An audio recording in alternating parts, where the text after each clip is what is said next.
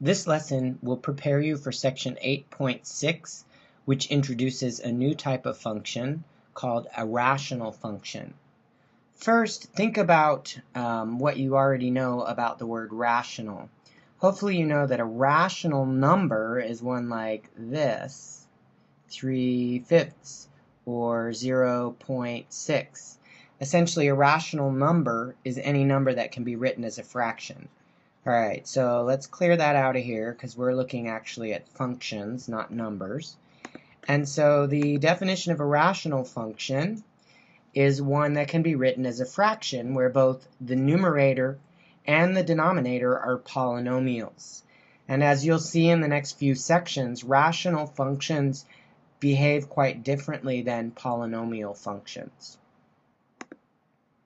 We will start with thinking about perhaps the most basic rational function. So try to guess what that might be. Maybe you were guessing 1 over x. All right, so we're going to look at what the graph of that would be. And so in order to do that, let's just create a table of values here. So let's plug in some values for x and find the corresponding y value. If x is 1, then we're going to do 1 over 1, which is 1. On the other hand, if x is -1, 1 over -1 is -1. All right, if we plug in a 2 for x, we get 1/2. If we plug in a -2, we get -1/2. And this might be a little trickier, but if you plugged in, say, a 1/2, if you did 1 over 1/2, that's the same as 1 times 2 over 1, which is just 2. And just to think about this, what would happen if you tried to plug in 0? You would be evaluating 1 over 0, which is undefined. So no, this is undefined. There's no answer, which will actually create an asymptote in our graph. Okay, so let me graph this in green. So when x was 1, y was 1, so 1, 1 is on the graph. When x is 2, y is 1/2, so that's right there. And when x is 1/2, y is 2, which is right there. And we get similar points in the negatives. When x is -1, y is -1. When x is -2, y is -1/2. And when x is, didn't do this one on the chart, but it would be like that. You can also graph this on your calculator. And what you'll see, all right, that's not very accurate. Maybe I can do this side a little better. You get actually a hyperbola, but instead of being horizontally or vertically aligned, it's actually aligned diagonally. And your asymptotes in this case are actually your x and y axes. Okay, again, I encourage you to graph this on your calculator. You'll get a better, more accurate graph. You can also look in your textbook for a more accurate graph. But what you need to know is that the graph of 1 over x is a hyperbola that is 45 degrees rotated and has asymptotes at the x and y axes. If you're confronted with a rational function that involves more than just 1 over x, you can think of it as a transformation of 1 over x. So let's just go through each of these transformations. That +2 is going to move the graph up 2 units. Okay. In green, the -5, since that's included with x, that's going to be a horizontal translation, so that's going to move it right 5 units. And then the best way to think about the 3, it's been multiplied by 3, so it's times 3, and that is going to vertically stretch. So that's a vertical stretch by 3. Again, I encourage you to graph this on your calculator to get a more accurate view, but remember that your original function had the vertices of the parabola, of the hyperbola there and there. So the first thing I'm going to do is stretch that vertically 1, 2, 3. So now instead of being at 1, it's going to be at 3. And this one, instead of being at -1, is going to be at -3. Okay, and then the next thing is that it is moving right 5 units, 1, 2, 3, 4, 5, and up 2, 1, 2. And then similarly, this one is going to move right 5, 1, 2, 3, 4, 5, and up 2. Okay, now let's think about where our asymptotes were.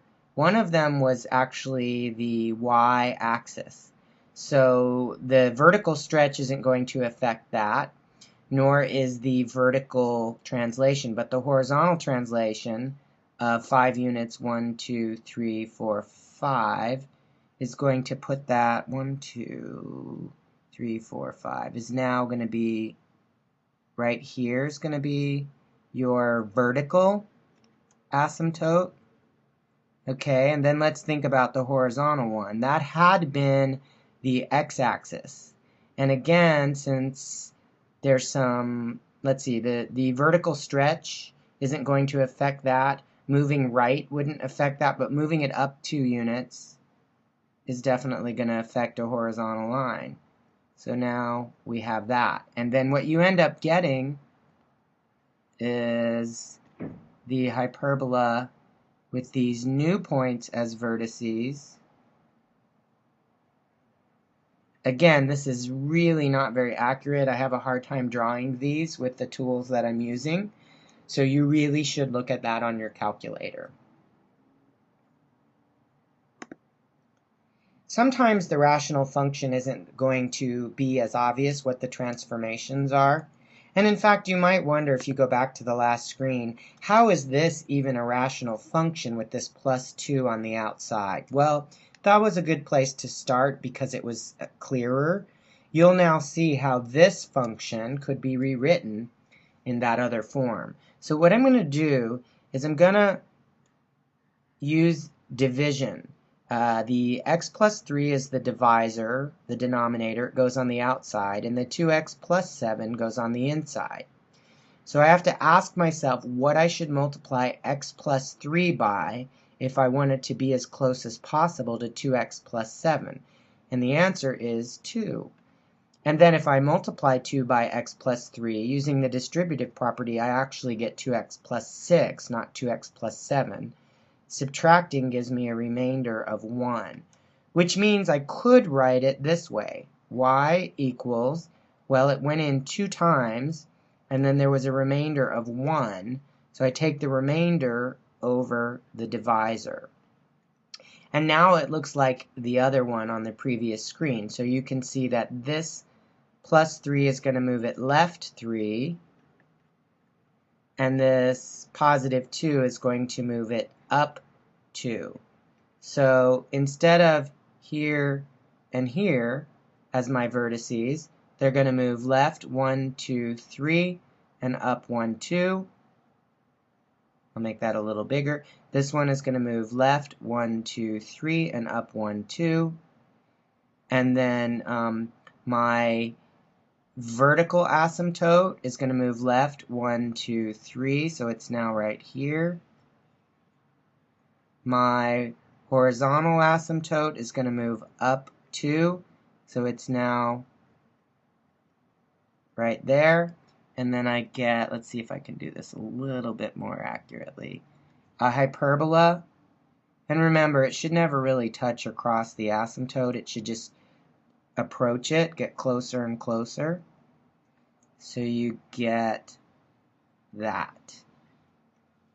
So just to summarize, we had to rewrite this by using a division procedure, and that was how we were able to see it as a transformation of 1 over x. You could, of course, graph either version on your calculator. Just make sure if you're graphing these on your calculator that numerators get parentheses and denominators get parentheses, because your calculator doesn't have a way of extending a fraction bar. and it'll just, without the parentheses, it would just divide whatever two terms straddle the division sign. For your homework, number 1 is like the first example where I went through the transformations, and then number 2 will be like the second example. So again, this is like number 2, and number 1 is more like this one. Please have those ready for class next time.